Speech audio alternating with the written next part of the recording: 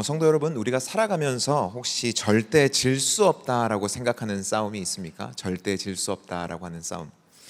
한국에서는 특별히 스포츠를 이야기할 때 가장 뜨거운 경기가 한일전입니다. 축구든 야구든 올림픽이든 일본과 맞붙게 되면 분위기가 사뭇 달라집니다. 평소에는 조용한 사람도 이 한일전 경기 앞에서는 텔레비전 앞에서 열띤 응원과 소리까지 지르는 모습을 보지 않습니까? 왜 그렇습니까? 우리 한국과 일본의 경기는 단순한 스포츠 경기가 아니라 절대 질 수 없는 싸움처럼 여겨지기 때문 아닙니까? 2023년 10월 8일 항저우 아시안게임 남자 축구 결승전이 바로 한일전이었습니다. 한국 대표팀은 일본을 상대로 2대1의 역전승을 거두며 아시안게임 사상 최초로 3회 연속 금메달을 달성을 해요. 그런데 처음부터 순조롭지는 않았습니다. 경기 초반 한국은 전반 2분에 일본에게 선제골을 허용합니다. 그럼에도 몰리지 않고 전반 27분 정우영 선수가 동점골을 기록하고, 그리고 후반 11분에는 조영욱 선수가 역전골을 냅니다. 그리고 함께 마음을 모아서 골문을 지켜내고 승리를 확정을 지어요. 그런데 여기에서 경기가 끝나고 한 선수가 한 인터뷰가 참 재미있습니다. 이렇게 말을 해요. 한일전에서는 절대 질 수 없는 각오가 있었습니다. 무조건 이겨야 한다는 생각으로 뛰었습니다 라고 이야기해요. 여러분, 이처럼 한일전처럼 우리의 삶에도 절대 질 수 없는 싸움이 있습니다. 이것이 오늘 본문에서 이야기하고 있는 영적 전쟁입니다. 스포츠 경기에서도 패배하면 아쉬울 수 있지만, 하지만 영적 전쟁에서 우리가 패배하게 되면 우리의 삶 전체가 흔들릴 수 있다라는 겁니다. 사랑하는 성도 여러분, 성경은 우리에게 하나님을 사랑하는 그 신앙의 길이 곧 전쟁터와 같다라고 오늘 본문을 통하여서도 분명히 보여줍니다. 우리의 믿음이 자라갈수록, 하나님을 더 깊이 사랑할수록 영적 전쟁은요 더욱 치열해집니다. 우리의 삶을 한번 조용히 그리고 깊이 한번 들여다보십시오. 내가 하나님을 더 사랑할수록 왜 가정에 다툼이 생기고, 직장에서는 부당한 일을 경험하게 되고, 교회 공동체 속에서도 상처받는 일이 있을까요? 우리는 단순히 사람들과의 싸움을 하고 있는 게 아닙니다. 우리의 싸움은 눈에 보이지 않는 영적인 전투다라고 성경이 이야기하고 있는 거예요. 바울은 여러 혼란 가운데 있었던 에베소 교회와 주변에 있는 교회들에게 1장부터 5장을 통하여서 격려하고 그리스도의 삶이 무엇인지 권면합니다. 그리고 끝에 6장에 들어와서 가장 중요한 내용을 이제 안내하고 있는 겁니다. 10절을 보게 되면 이 성경의 구절이 이렇게 시작이 되는데, 끝으로라는 단어로 시작됩니다. 이 끝으로라는 단어는 단순히 바울이 내가 편지를 마무리하는 표현이 아닙니다. 오히려 이제 내가 끝으로 가장 중요한 핵심을 말할 테니 너희가 집중해서 들어야 된다라고 이야기하고 있는 거예요. 그 이야기하고 있는 12절을 저희가 함께 화면을 통하여 읽겠습니다. 시작. 우리의 씨름은 혈과 육을 상대하는 것이 아니요 통치자들과 권세들과 이 어두움의 세상 주관자들과 하늘에 있는 악의 영들을 상대함이라. 우리의 싸움이 혈과 육에 대한 것이 아니라 어두움의 세력과의 싸움이라는 것이에요. 우리가 마주하는 갈등과 어려움의 배후에는 영적 세계에서 일어나고 있는 전쟁이 우리 가운데 있는 사실을 알려주고 있는 겁니다. 마귀는요, 우리가 하나님과 멀어지도록 끊임없이 우리를 공격합니다. 우리의 신앙을 흔들고 공동체를 분열시키기도 하고, 복음을 전하지 못하도록 편안함과 안락함을 통하여서 방해하는 것이 마귀의 전략이다라는 거예요. 그래서 바울은 그것을 이야기하며 그것을 주의하고 집중하라라고 하면서 우리에게 이야기하고 있는 겁니다. 그렇다면 사랑하는 성도 여러분, 우리 가운데 있는 질 수 없는 싸움, 이 영적 전쟁에서 우리는 어떻게 싸워야 합니까? 첫 번째로 우리는 영적 전쟁이 있음을 직시해야 합니다. 영적 전쟁이 있음을 직시해야 합니다. 직시하다라는 뜻은요, 정신을 집중하여 똑바로 바라본다라는 뜻이에요. 정신을 집중하여 똑바로 바라본다. 성경에서도 보게 되면 우리가 잘 알고 있다시피 영적 전쟁 그리고 영적 시험을 당하는 부분들이 꽤 많이 있습니다. 그 중에서 예수님께서도 마귀를 통하여서 시험을 당하죠. 마태복음 4장에도 나와 있는데 마귀가 광야에서 예수님을 시험합니다. 그렇지만 예수님께서는 하나님의 말씀을 통하여서 마귀의 공격을 물리치시죠. 승리하시죠. 또 욥의 시련도 영적 시험이었고 영적 전쟁이었습니다. 욥은 경건한 사람이었습니다. 그런데 마귀는 욥을 시험하여 그를 넘어뜨리려고 합니다. 그래서 욥은 모든 재산을 잃고 잃고 가족을 잃고 건강까지 잃었지만 어떻게 합니까? 하나님을 저버립니까? 아니에요. 하나님을 저버리지 않습니다. 결국 하나님께서는 욥을 회복시키고 그의 믿음을 더욱 견고하게 만들어요. 그리고 또 누가 있습니까? 베드로가 있습니다. 베드로도 수제자였던 그는요, 예수님을 어떻게 합니까? 그 영적 전쟁 가운데서 배반해요. 상황적으로 그의 그 상황만 보게 되면 그는 영적 싸움에서 진 것 같아 보입니다. 하지만 다시 그물을 내리고 있던 그 베드로에게 찾아가 예수님께서 내가 나를 사랑하느냐라는 그 질문 앞에 내가 당신을 사랑하는 것을 당신이 아십니다라는 고백하며 그가 다시 회복하고 하나님의 귀한 일꾼으로 사용되는 모습을 우리는 알고 있지 않습니까?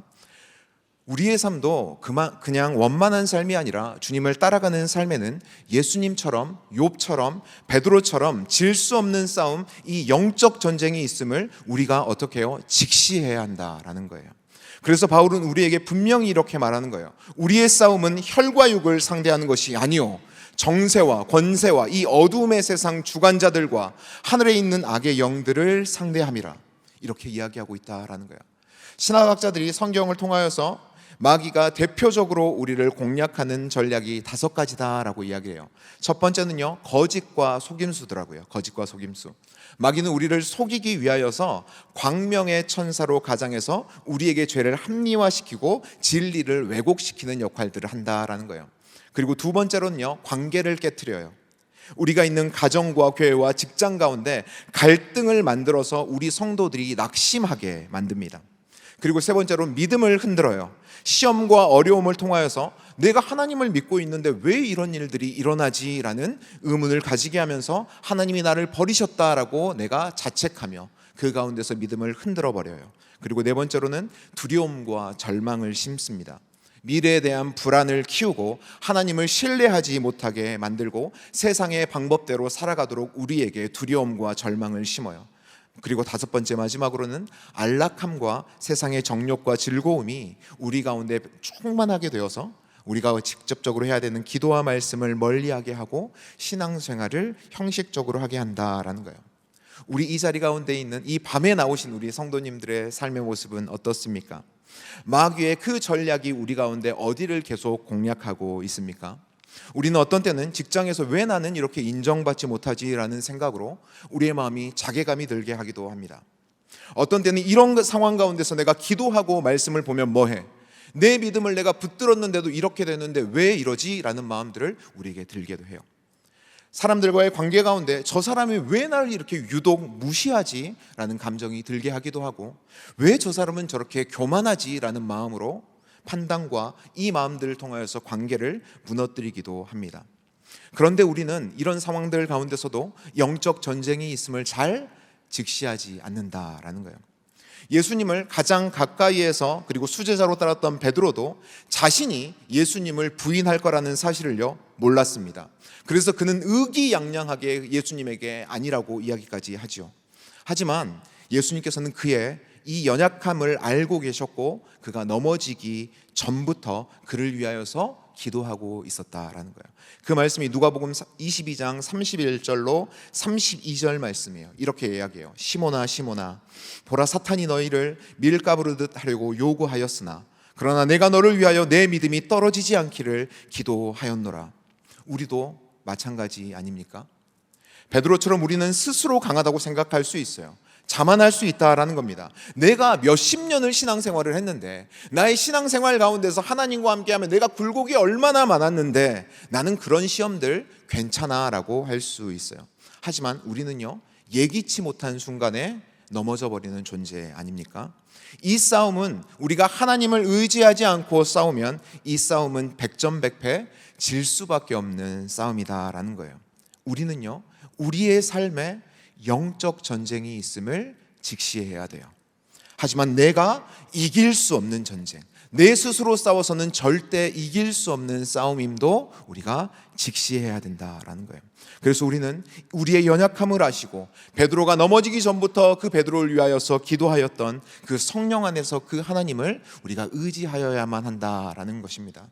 사랑하는 성도 여러분, 우리가 이 밤 우리 삶 가운데 영적 전쟁이 있음을 직시하고 이반 주님을 그렇게 붙잡고 의지할 때 질 수 없는 싸움, 내가 홀로 이길 수 없는 이 싸움을 주님으로 인해 우리가 승리하게 하시는 그 주님을 경험하게 될 줄 믿습니다. 우리의 힘으로 할 수 없음을 직시한 우리는요, 두 번째로 이 질 수 없는 싸움을 어떻게 준비해야 합니까? 두 번째로 전신갑주를 무장해야 합니다. 두 번째로 우리는 전신갑주를 무장해야 돼요. 마귀는요, 아무렇게나 공격하지 않습니다. 그는 매우 체계적이고 교묘한 전략을 사용해요. 또한 우리가 알다시피 마귀의 시험은요, 우리의 눈에 보이는 때가 아니라 보이지 않을 때가 더 많습니다.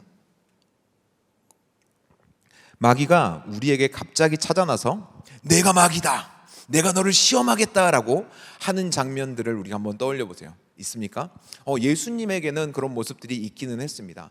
하지만 우리의 모습들 가운데서는 우리의 삶에 마귀가 딱 나타나서 내가 마귀다, 내가 너를 시험하겠다라고 선언하지 않아요. 대신 보이지 않는 방식으로 조용히 우리에게 찾아와서 우리를 넘어뜨려요. 우리는 그 시험을 깨닫지 못하는 사이에 마음이 흔들립니다. 관계가 깨어집니다. 믿음이 약해집니다. 우리의 믿음과 삶이 어지럽혀져서 하나님을 구하지 못하게 된다라는 거예요. 그런데 이것은 마치 제2차 세계대전 당시에 영국과 독일이 싸움을 하게 되는데, 이 영국이 보이지 않는 적의 공격을 혼비백산하여서 막게 되는 그런 상황들이 있었어요. 제2차 세계대전 당시에 영국과 독일의 전쟁들 가운데 영국이 독일의 공습을 막아야 되는 절체절명의 순간이었어요.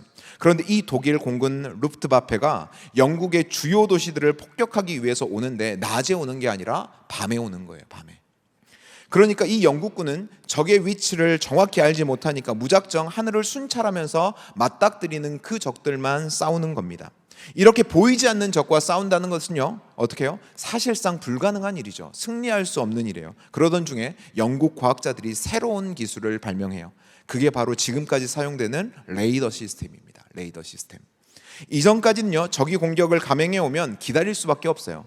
오는지 안 오는지 모르니까. 그러나 레이더 기술이 도입되기 시작하면서 영국은 이 보이지 않는 적이 밤에 와도 언제 어디서 어떻게 다가오는지를 미리 감지하게 됩니다.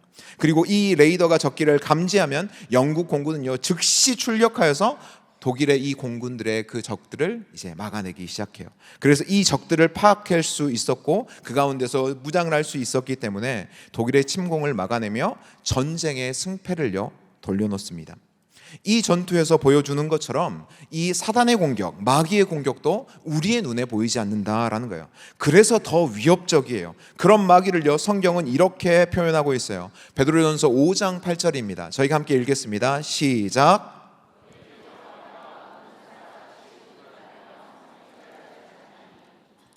보이지 않는 시험과 유혹으로 찾아오는 그 마귀가 우는 사자와 같이 두루 다니며 우리를 삼키려고 계속 찾아다닌다라는 거예요.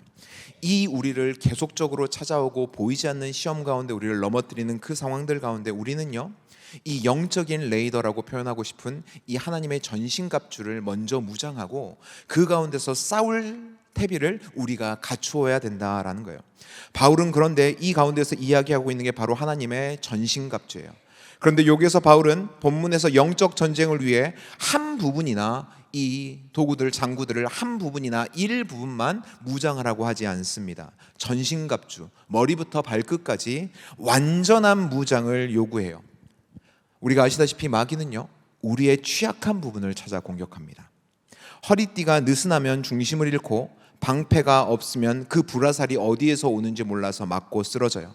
그래서 그 가운데서 잘 버틴다라고, 싸움을 잘 버틴다라고 하고 있던 그 순간 투구나 흉배가 없으면 머리나 심장이 찔려서 바로 져버리는 싸움이 바로 우리의 전장의 싸움이다라는 거예요. 그렇게 바울은 우리에게 어느 한 부분이 아닌 완전한 무장을 하라라고 말해요. 그래서 바울은 성도가 입어야 하는 하나님의 전신갑주를 줄줄이 이야기해줘요. 첫 번째는 진리의 허리띠가 나오죠. 진리의 허리띠를 띠면서 우리의 삶의 중심을 진리로 굳건하게 세우라라는 거예요. 그리고 두 번째, 의의 호심경이 나오는데 나를 의롭다라고 이야기하신 그 주님을 내 마음속에 꽉 붙들라라는 겁니다. 그리고 세 번째, 평안의 복음의 신은요, 나에게 복음으로 인하여서 평안을 허락하신 그 구원을 기뻐하며 평안을 또 기억하며 다른 사람에게 복음의 평안을 전하며 그 복음을 나누라, 그리고 누리라라는 거예요. 그리고 네 번째, 믿음의 방패는 무엇이에요? 고대 전장에서는 그 불화살이 어디에서 쏟아져 오는지 모릅니다. 그래서 이 큰 방패, 1m가 넘는 이 방패를 들고 이 불화살을 막는 거예요. 그러다 보면 다리에 화살이 맞을 수도 있고 손에 맞을 수도 있겠죠. 하지만 급소는 맞지 않는 거예요. 그러니까 이것을 붙잡고 버티는 겁니다. 그리고 구원의 투구는 무엇이에요? 우리를 고뇌하고 의심하고 좌절하게 하는 마귀의 생각을 쫓아내고 우리가 구원받은 자임을 확신하라라는 거예요. 그리고 마지막, 하나님의 말씀으로 무장하여 대적마귀를 공격하여 대응하는 거예요. 그런데요, 여기 본문에서 전신갑주가 나오는 처음 언급되는 14절을 보면요, 전신갑주가 나오는데 처음 언급되는 장구가 머리를 보호하는 투구나 아니면 심장을 보호하는 흉배, 아니면 공격을 해야 되는 칼이 먼저 나오는 게 아닙니다. 무엇이 먼저 나오냐면 바로 허리띠가 나와요. 우리는 가장 중요한 부분을 떠올릴 때 보통 머리라고 생각을 할 겁니다. 머리가 가장 중요하니까. 그런데 바울은요, 허리부터 언급을 합니다. 고대 전사들에게 허리띠는요, 몸의 중심을 잡아주는 역할이었어요. 이 허리띠를 중심으로 모든 장구들을 착용을 하는 거예요. 무기와 갑옷들을 거기에 단단히 고정하는 역할이 바로 허리띠였습니다. 그래서 전신갑주 무장에서 제일 중요한 부분이 바로 이 허리예요. 허리. 여기에 진리의 허리띠를 띠라라고 하는데 우리는 어려서부터 이것들을 많이 만들어서 착용도 하고 많이 외우기도 했습니다. 그런데 우리는 이 진리라는 부분을 하나님의 말씀이라고 해석했어요. 맞아요, 맞는 말이지만 여기에 조금 더 깊은 뜻이 있습니다. 참되다, 그리고 성실함, 진실됨이라는 단어로 번역이 돼요.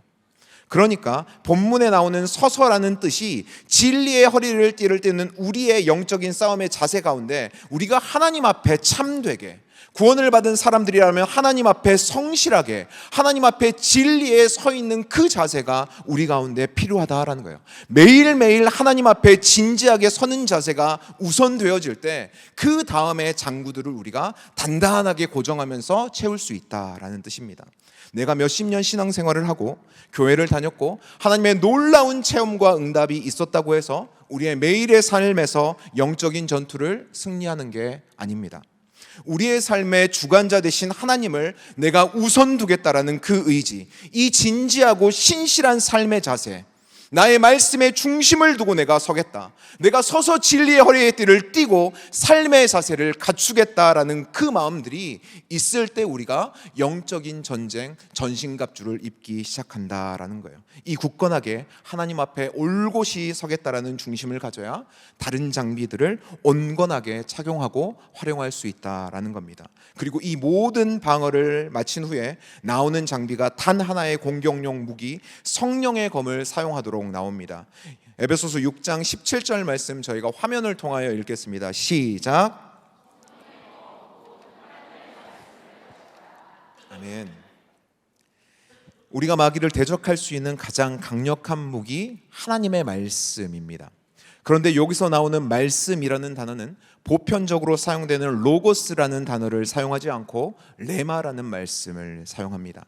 그러니까 무엇입니까? 성경에 기록된 그 보편적인 말씀이 아니라 성령께서 나에게 주시는 그 말씀, 매일매일의 삶 가운데 내가 묵상하며 나아가는 그 하나님의 말씀이 나를 무장하여서 마귀와 싸움에서 이길 수 있는 공격이 될 수 있다라는 거예요. 우리는요, 성령께서 나에게 주시는 그 나의 말씀, 레마의 오늘의 말씀을 붙들고 우리가 싸워야 하는 거예요.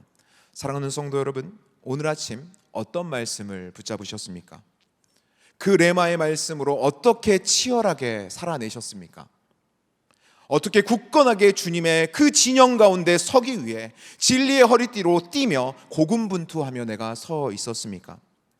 사랑하는 성도 여러분, 우리는 사실 이 전신갑주에서 이 장비들을 하나하나를 외우며 중요하게 집중하였지만 내가 이 장비를 들고 먼저 하나님의 진영 가운데 굳건하게 서야 함을 잊을 때가 있습니다. 여기에서 가장 중요한 단어는, 장구들보다 더 중요한 단어는 선다라는 단어예요. 마귀와 대적하여 전투하기 위하여 나는 능력 있고 견고하게 하나님의 그 거룩하신 진영 위에 확실하게 서 있는지 우리가 스스로 나를 돌아보아야 된다라는 거예요. 나는 진리로 서 있는가? 의로움을 잃지 않았는가? 그래서 그 가운데서 믿음의 방패를 들고 내가 버티고 있는가? 매일매일 나에게 말씀하시는 하나님의 레마의 말씀 가운데 내가 붙들고 하루하루를 살아가고 있는가? 사랑하는 성도 여러분, 생각보다 우리의 적은 강력합니다. 보이지 않는 교묘한 전략으로 공격해와요. 우리는 영적인 전장에서 먼저 올곧게 하나님의 진영 가운데 중심을 지켜 서야 하는 그 우리의 결단이 있어야 할 줄 믿습니다. 그리고 가볍게 한 부분만 무장해서는 안 됩니다. 하나님께서 우리에게 주신 모든 전신갑주를 온전히 무장하여 싸울 때 우리는 절대 질 수 없는 싸움으로 승리로 이끄시는 주님의 승리의 쾌감을 경험하게 될 줄 주님의 이름으로 믿습니다. 세 번째로 질 수 없는 싸움, 이 영적 전쟁이 있음을 직시하고 그리고 전신갑주를 무장도 했는데 그 다음에 우리는 어떻게 해야 합니까? 세 번째로 공동체와 함께 싸워야 합니다. 공동체와 함께 싸워야 합니다. 에베소 6장 18절 말씀 저희가 함께 읽도록 하겠습니다. 시작.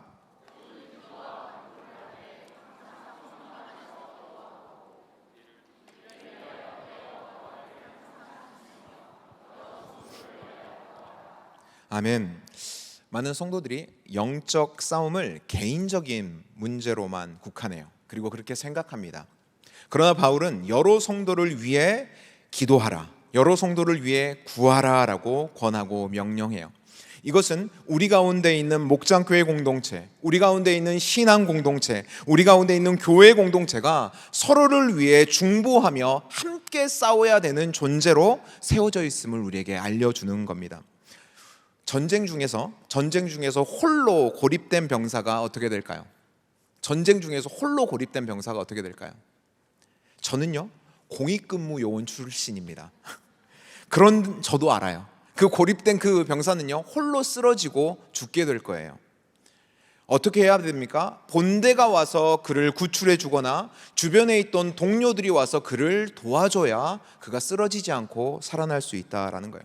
고대 전장에서 가장 강력한 방어 전술 중에 하나가 팔랑크스라는 전술이 있어요. 병사들은 서로의 방패를 맞대어서 벽을 만들고 서로를 보호하며 적진을 향하여서 전진합니다. 그러다가 그 앞에서 싸우다가 전장 중에서 다치거나 지친 이들은요, 이 방패를 열어서 이 방패막 사이로 다시 들여보내서 회복을 시켜요. 그리고 회복된 그 병사들이 다시 나가서 싸우거나 준비하고 있던 병사들이 그 틈으로 나아가서 싸우고 들어오고를 하는 거예요. 신앙도 마찬가지예요. 우리에게 주신 그 공동체 가운데 서로를 위하여서 기도하고 연약한 자들을 붙들어주며 우리가 삶의 현장의 전장 가운데 나아갈 수 있도록 지원을 해주는 그런 공동체가 우리 가운데 있다라는 거예요. 그래서 바울은 기도를 강조하면서 이렇게 이야기하는 겁니다. 여러 성도를 위하여 구하라. 이것은 단순히 현재 명령형으로 나오는데 단순한 한 번의 기도가 아니라 끊임없이 지속해야 되는 기도를 알려주고 있는 거예요.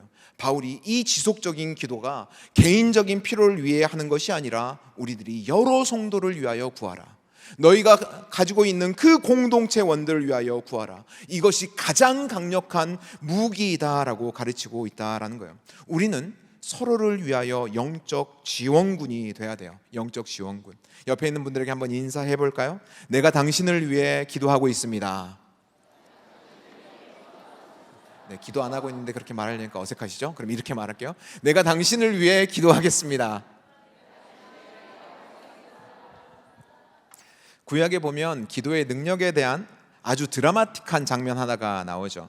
출애굽기 17장에 나오는 이스라엘의 군대가 아말렉과의 전쟁과 군대와의 싸움을 벌일 때요, 모세는 아론과 훌과 함께 갑자기 기도를 드리러 산 꼭대기 위로 올라갑니다. 그리고 여호수아는 병사들을 이끌고 계곡 아래로 내려가요. 여기에서 재미있는 사실, 우리가 다 아는 것처럼 이 기도를 드렸던 모세의 팔이 내려가면 이스라엘 군대가 막 치고 다시 손을 들어서 기도를 하게 되면 이 이스라엘 군대, 여호수아와 함께하는 이 군대들이 이기는 것이었어요. 치열한 전투가 한쪽에서는 벌어지고 있고 그 옆의 장면에서는 모세가 기도를 하고 있는, 얼마나 아름답고 드라마틱한 그림입니까? 그런데 이것을 우리에게 대입해 보면 오늘 우리는 인생의 싸움과 전쟁터에서 승리하기 위해 우리의 기도의 손을 들고 있습니까? 살아계신 하나님의 능력을 의지하기 위해 우리는 손을 들고 기도하고 있습니까? 아니, 공동체들의 지체들을 위하여 넘어지는 그들을 바라보며 우리가 손을 들고 기도해주고 있습니까? 오늘 본문에 나오고 있는 바울의 지금 상황은 지금 감옥에 갇혀 있는 상황이에요. 그런데도 이 바울은 여기에서 그들에게 권면하고 마지막에 그의 마음들을 표현을 해요. 내가 갇혀 있는 자신을 위하여 공동체의 기도도 함께 부탁하고 있는 장면이에요. 19절에서 20절 말씀 저희가 함께 읽겠습니다. 또 나를 위하여 구할 것은 내게 말씀을 주사 나로 입을 열어 복음의 비밀을 담대히 알리게 하옵소서 할 것이니 이 일을 위하여 내가 쇠사슬에 매인 사신이 된 것은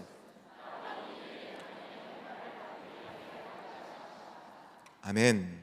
바울도 지금 복음을 증거하다가 감옥에 갇히게 되었어요. 이것은 그에게 찾아온 치열한 영적 전쟁이었어요. 그도 이 힘겨운 싸움을 그가 싸우고 있는 겁니다. 자기의 힘으로만 싸우기에는 너무나도 버겁고 힘들고 어려운 싸움인 것을 본인이 아는 거예요. 그래서 그 자리들 가운데 우리의 공동체의 기도, 하나님의 능력이 필요함을 알고 있기에 그는요 이렇게 함께 본인을 위하여서, 본인이 포기하지 않게 하기 위하여서 공동체의 기도를 요청하고 있다라는 거예요. 우리 주변을 한번 생각해 보십시오. 우리 모두가 서 있는 모든 자리들을 한번 되새겨 보세요. 다시 한번 돌아보세요. 우리는 모두가 보이지는 않지만 무시무시한, 하지만 결코 질 수 없는 영적 전쟁터 한중간에 우리가 서 있어요. 절대 물러설 수 없는 상황 가운데 서 있다는 거예요. 그런데요, 혹시 주변에 어떤 사람들을 딱 보는데 이 영적 싸움 가운데서 카운터 펀치를 맞아서 비틀거리며 넘어지는 사람들이 보입니까? 어제는 성령 충만해서 찬양하고 기뻐하고 감사하다가 오늘 갑작스럽게 흔들리는 그리스도인들이 보입니까? 주변에 괜시리 불평하고 짜증내는 형제의 모습이 보인다면, 주변에 힘없이 축 처져 있는 자매의 모습이 있다라면 공동체 가운데는 이러한 마음이 들어야 돼요. 아, 저 형제에게 기도가 부족하구나. 저 자매에게 기도가 필요하구나. 이 마음을 가지고 내가 기도해 주어야 되겠구나 라는 그런 마음으로 우리가 형제와 자매들을 돌아볼 줄 아는 공동체의 기도가 있어야 된다라는 거예요. 우리는요 다 약합니다. 그렇기 때문에 지속적인 중보와 계속적인 기도의 능력을 우리에게 바울이 요구하고 있어요. 바울도, 감옥 가운데 있는 그 바울도 인간적으로 두려웠을 겁니다. 무서웠을 거예요. 이 감옥에서 본인의 감정으로는 어서 빨리 나가고 싶었을 수도 있습니다. 그러나 그는 하나님의 사명과 뜻을 알기에 감옥에서 나가게 해달라는 기도를 요청하지 않아요. 그가 이 영적 싸움 가운데 담대한 믿음을 지킬 수 있도록, 내가 마지막까지 싸우다 승리할 수 있도록 그 동역자들에게 기도를 요청하고 있는 거예요. 사랑하는 성도 여러분, 우리도 공동체와 함께 기도하고 있지 않습니까? 우리가 함께 기도하며 나아가는 그 모든 자리가, 함께 기도하며 성령의 충만함을 입을 때 우리가 그 모든 자리 가운데 예수 그리스도의 이름의 능력으로 승리할 줄 믿습니다. 예수님을 배반했던 그 베드로가 예수님과 다시 함께하며 성령에 충만하여져서 그의 삶의 자리 가운데 승리하였던 것처럼, 제자들도 배반하여 돌아갔고 각각의 자신의 일들로 돌아갔었지만 다시 공동체와 함께하며 기도하며 승리하였던 그 모습들처럼, 늘 기도하며 떡을 떼며 모이기에 힘썼던 초대교회의 성도들은 세상이 감당할 수 없는 자들이라고 세상의 사람들에게 이야기를 들으며 그 모든 자리들 가운데 담대하고 세상 가운데 승리하였던 것처럼, 우리도 그와 동일하게 공동체와 함께 기도하며 나아갈 때 그런 놀라운 감격이 우리 가운데 부어 넘치게 하여 주실 줄 믿습니다. 성도 여러분, 영적 전쟁을 위하여서 우리가 어떻게 무장되어 있습니까? 질 수 없는 싸움이기에 하나님께 어떻게 맡기고 있습니까? 바울은 그 사실을 알았어요. 우리도 알아야 하는 그것은요, 내가 싸우면 질 수 없는 싸움이라는 것. 그래서 우리 주 안에서와 그의 힘의 능력으로 우리가 강건해져야 된다라는 거예요. 이 바울은요, 이 10절로부터 시작하는 끝으로라고 이야기하면서 강조하는 부분에 이렇게 말을 해요. 끝으로 너희가 주 안에서 강건하여지라고, 그의 힘의 능력으로 강건하여지라고 그리고 요청합니다. 그리고 그 다음부터 이 전신갑주에 대한 부분들이 이야기가 나오고 있다라는 거예요. 그는 이 서신의 말미에 그가 싸우고 있는 영적 싸움의 순간 가운데서도 이 전쟁의 승패가 주께 있음을 알기에 모든 순간 주를 신뢰하며 이 마지막 인사를 그 모든 자들에게 합니다. 이 말씀이 6장 23절과 24절이에요. 저희가 함께 크게 읽어보도록 하겠습니다. 시작. 아버지 하나님과 주 예수 그리스도께로부터 평안과 믿음을 겸한 사랑이 형제들에게 있을지어다. 우리 주 예수 그리스도를 변함없이 사랑하는 모든 자에게 은혜가 있을지어다. 바울이 이렇게 이야기해요. 모든 순간 주를 신뢰하고 그 예수 그리스도를 변함없이 사랑하라. 그러면 우리의 삶 가운데 승리케 하시는 그 예수 그리스도가 드러날 것이다 라는 그 말.